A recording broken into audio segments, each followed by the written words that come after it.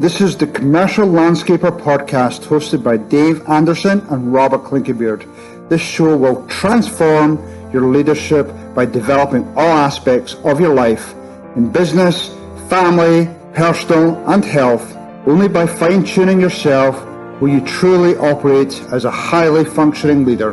Welcome, Bruce Wilson. You've joined us today, and we have also Dave Anderson on the call, who's helping me out on these wonderful podcasts. So, Bruce, welcome today. Appreciate your time. Can you just give us a brief background of your history within the green industry? Yeah, so I've been in it a long time. Started in the mid-'60s. Started in the tree care part of the industry, and then moved into the landscape maintenance side.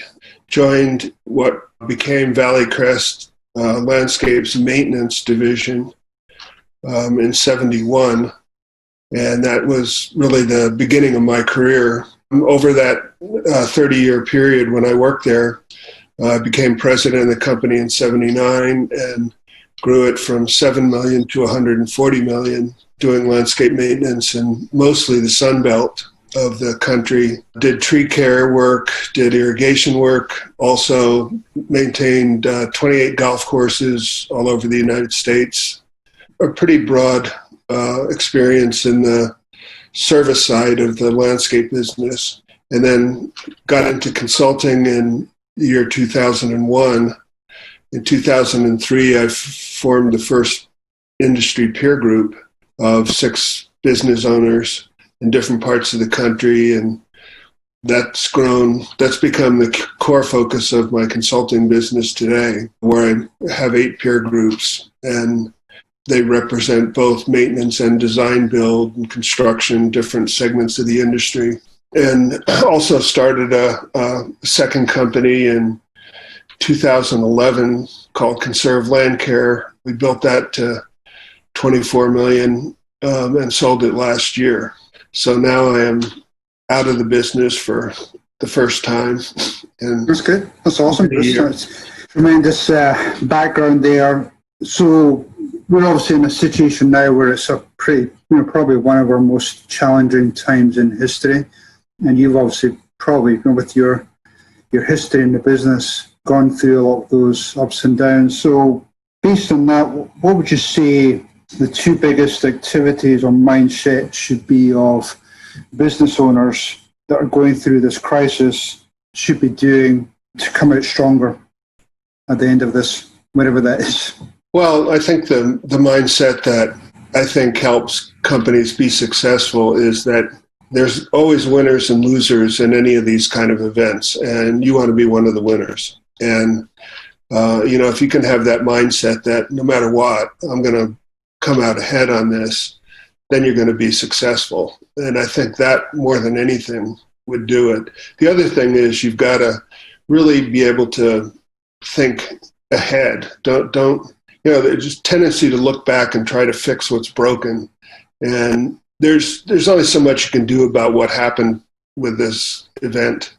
And you really got to be thinking about what you're going to be doing in the future. Look out 3, 4, 6 months. Don't just focus on yesterday. Right. Okay. That makes sense. So how important is it, you talk about, starting off, the peer group, effectively you're starting off the whole peer group industry.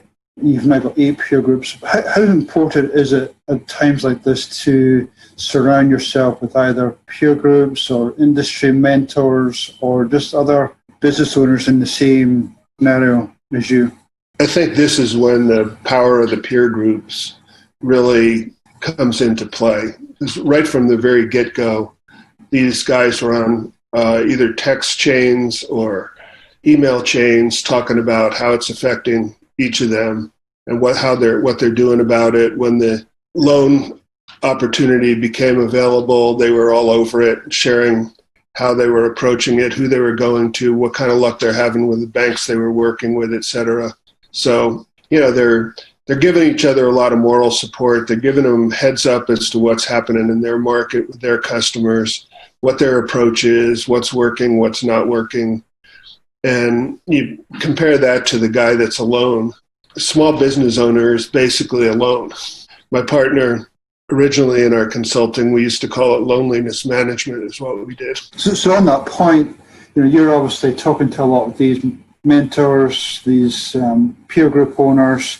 You're getting some information from them, but then you're coming back to your own company, and you're obviously that leader who's leading that huge team of people. What advice do you have for other owners and how you should conduct yourself, how you should successfully lead your team? I think the most important thing is bring positivity to your culture and try to keep your culture alive. Don't let it dwell on woe is me and this is bad. And, you just got to keep reminding people how important it is that we keep moving ahead and that we really focus on our customers. And the big emphasis I put on it was making sure we talk to our customers. We're not just going to send them email blasts and tell them how great we are at covering our mouths and, spacing ourselves.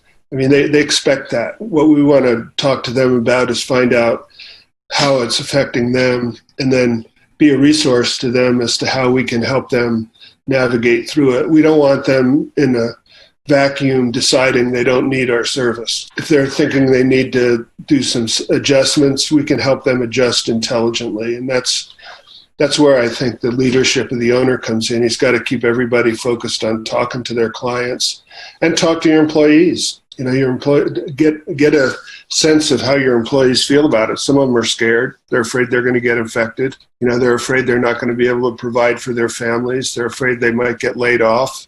There are a lot of things that are going through their minds. And even though, we have no intention of laying anybody off, they're still worried about it. Great point, Bruce. I agree with that concept that we not only need to lead within our companies and with our own staff, but also with our clients. Clients need help during these times, and helping them lead in communication is a great way to do that.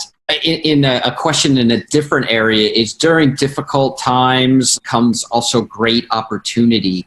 Where do you see potential opportunity during all of this for, businesses as, you look past today to what the future can hold? Well, I think there's a couple. One of the big ones is you can look at your customer mix and see which segment of your customers has been impacted in a negative way.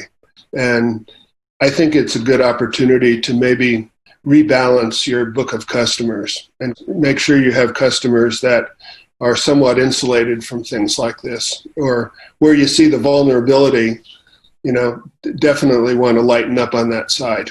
Because that same segment, the hospitality segment, got clobbered in 9/11, and it got clobbered again in the Great Recession, and now it's happening again. And if you're too weighted in that particular segment or some other similar segments like the oil segment, you're at risk. The other thing is, I think there's a great opportunity, especially in this industry, but probably in other service industries.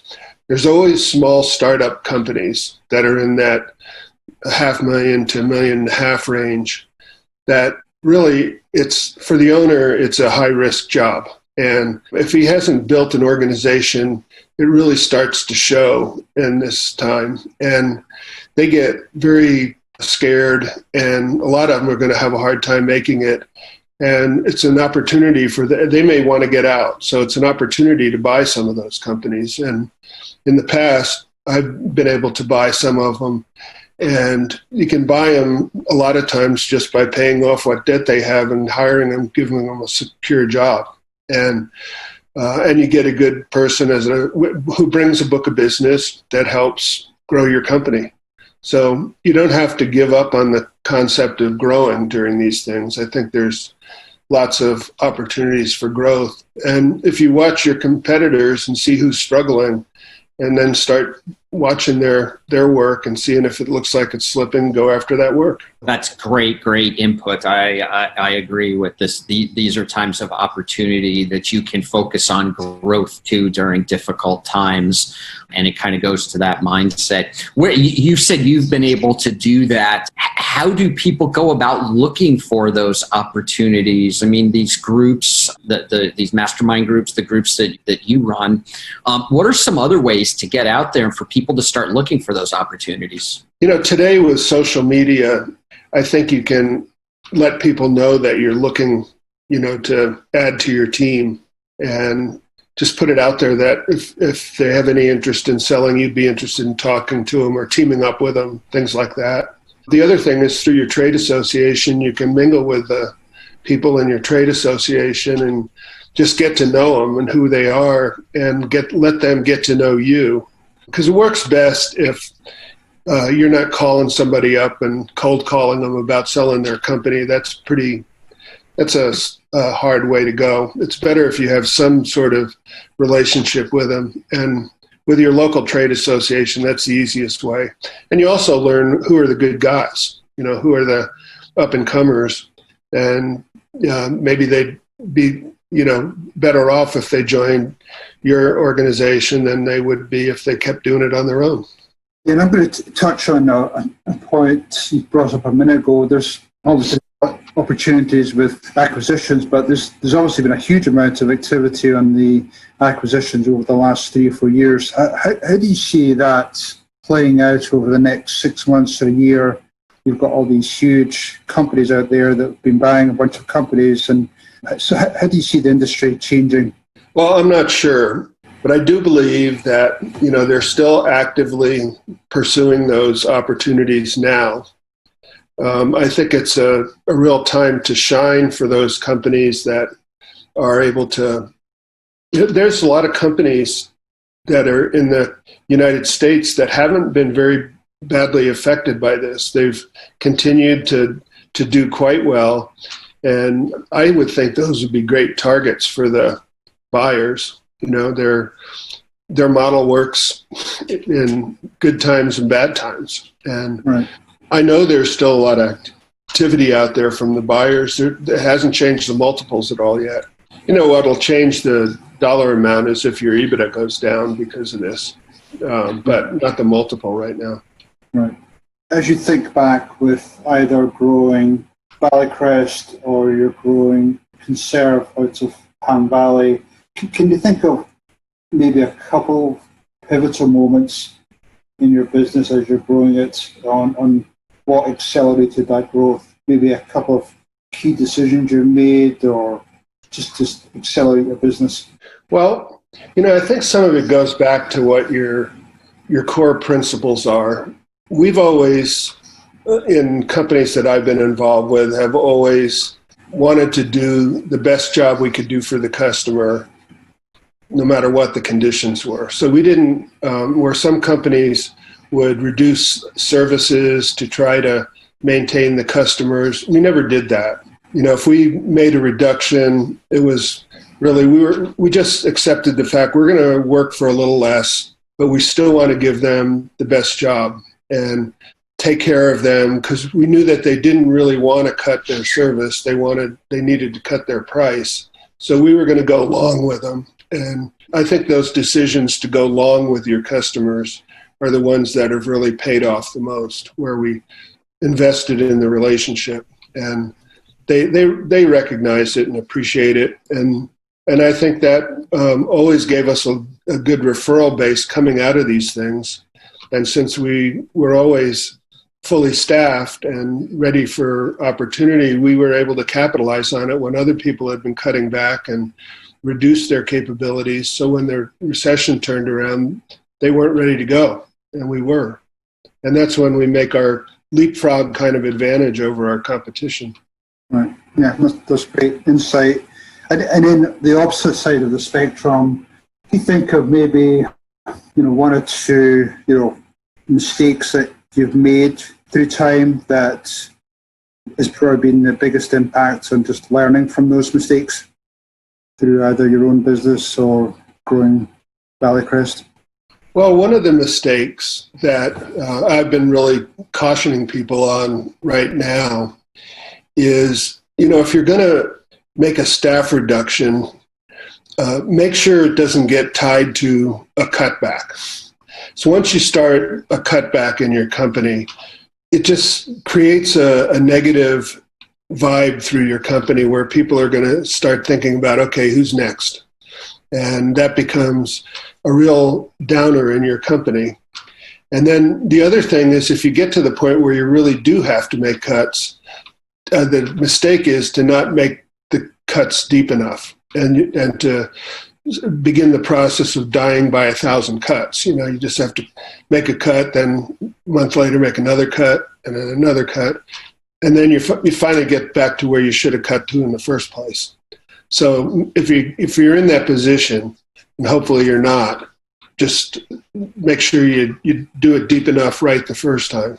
Yeah, I think that's great advice. Bruce, you just said something I love, that go long with your customers. That's a great phrase and a great mentality. Can you provide a little insights around things that you did to go long? I mean, let's face it, from an operational standpoint, some of our clients are going to have challenges paying us.